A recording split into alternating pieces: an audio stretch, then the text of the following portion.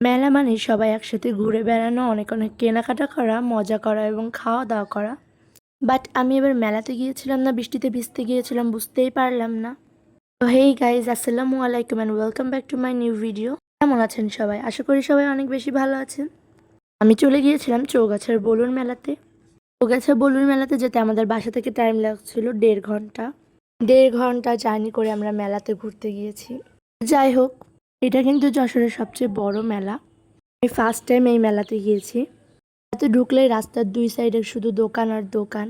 আর থেকে শুরু করে কসমেটিক্স সব ধরনের দোকান এখানে ছিল। আর এই যে দেখুন, এই পাখাগুলো অনেক বেশি সুন্দর দেখতে, বাট আম্মু কিনে দেয়নি। আর এই যে দেখেন এই ফুলের দোকানটা, দেখে মনে হচ্ছে যেন একটা ফ্লাওয়ার গার্ডেন। অনেক সুন্দর সুন্দর আর্টিফিশিয়াল ফ্লাওয়ার ছিল এখানে। মানে আমার ভাই বেলুনের সাথে ছবি তুলছে, বাচ্চা মানুষ। এখানে অনেক অনেক মিষ্টির দোকান ছিল এবং অনেক রকমের মিষ্টি ছিল দোকানগুলোতে। দেন হাঁটতে হাঁটতে আমার চোখে পড়লো এই শাড়ির দোকানটা। এখানে আমি আর আমার আম্মু শাড়ি দেখছিলাম। এত সুন্দর সুন্দর শাড়ি ছিল এখানে। তো এখান থেকে আমি 2টা শাড়ি নিয়েছি। দেন এই দোকানটাতে এসে আমার একটা সানগ্লাস পছন্দ হলো। আমি সানগ্লাসটা চোখে দিয়ে দেখছিলাম কেমন লাগছে। আমি নিয়েছিলাম এই সানগ্লাসটা। আর এই মেলাতে আমরা যে রোড দিয়ে ঢুকেছিলাম, সেই রোডের দুই সাইডে শুধু ফার্নিচারের দোকান আর ফার্নিচারের দোকান। মেলায় ঘুরতে ঘুরতে এই যে এই দোকানটা আমার চোখে পড়লো, তাই আমি শ্যুট করার জন্য রেডি হয়ে গেলাম। যদিও আমার এম অতটাও ভালো না, তাও আমি 4টা কি 5টা বেলুন ফাটাতে পেরেছিলাম। এটা আমাকে দেখিয়ে দিচ্ছিল যে কিভাবে মারতে হয়। আর এই যে দেখুন, নিজে পারি না, আবার আমার ভাইকে শেখাচ্ছি যে এভাবে না, এভাবে মারবা। ভালোভাবে মেলাতে ঘুরছিলাম, হঠাৎ এত জোরে বৃষ্টি শুরু হয়েছে। বৃষ্টির কারণে আমরা একটা দোকানে এসে দাঁড়ালাম। কি আর করব, আধা ঘন্টা দাঁড়িয়ে থাকার পরে তাই বৃষ্টির মধ্যে আমরা আবার বেরিয়ে পড়লাম। এক জায়গায় দাঁড়িয়ে থাকতে একদমই ভালো লাগে না, তারপরে ঘুরতে এসে তো একদমই ভালো লাগে না এক জায়গায় দাঁড়িয়ে থাকতে। বৃষ্টিতে ভিজে দেখেন আমার চুলের অবস্থা একদম খারাপ হয়ে গিয়েছে। হচ্ছে মাথায় তেল দিয়ে এসেছি। তারপর আমার চোখে পড়লো এই পটেটো টর্নেডোর দোকানটা, তাই আমি একটা নিয়ে নিলাম। মেলায় ঘুরতে ঘুরতে অনেক খিদে পেয়েছিল তাই। আর এই যে এমন নৌকা আমি ফার্স্ট টাইম দেখছি, যে দোতলা। আগে কখনো আমি এমন দোতলা নৌকা দেখি নাই। তারপরে এসে আমরা আবার বসে পড়লাম ফুচকা খেতে।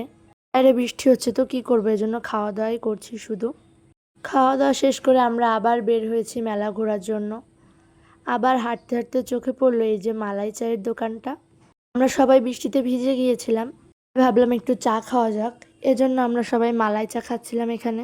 আমি দাঁড়িয়ে দাঁড়িয়ে দেখছিলাম কি কি দিচ্ছে চায়ের ভিতরে, আমিও ট্রাই করব বাসায় এসে। আর এই মালাই চাটা কিন্তু অনেক বেশি টেস্টি ছিল। অ্যান্ড দিস ওয়ান, এই পান সাজানোর স্টাইলটা আমার কাছে অনেক বেশি ভালো লেগেছে। দেখতে অনেক বেশি সুন্দর লাগছে, একেবারে কালারফুল একটা কম্বিনেশন। মেলাতে ঘুরতে ঘুরতে আমরা পেয়ে গেলাম পীর বলুর শাহের মাজারে যাওয়ার রোড। এই রোডে এসে দেখি এত পরিমাণ কাদা রোডটাতে, কাদার জন্য হাঁটা যাচ্ছে না।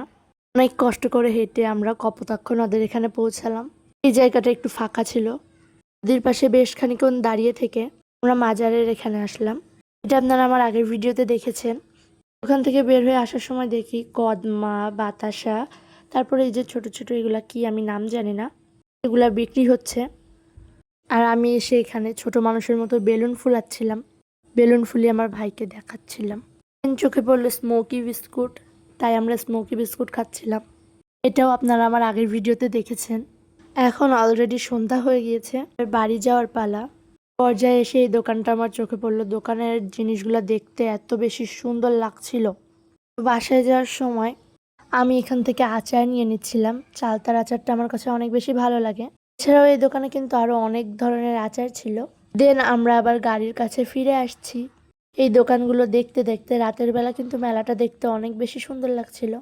এই ছিল আমার আজকের ভিডিও। আমার ভিডিওটি যদি ভালো লেগে থাকে অবশ্যই লাইক, কমেন্ট, শেয়ার করে পাশে থাকবেন।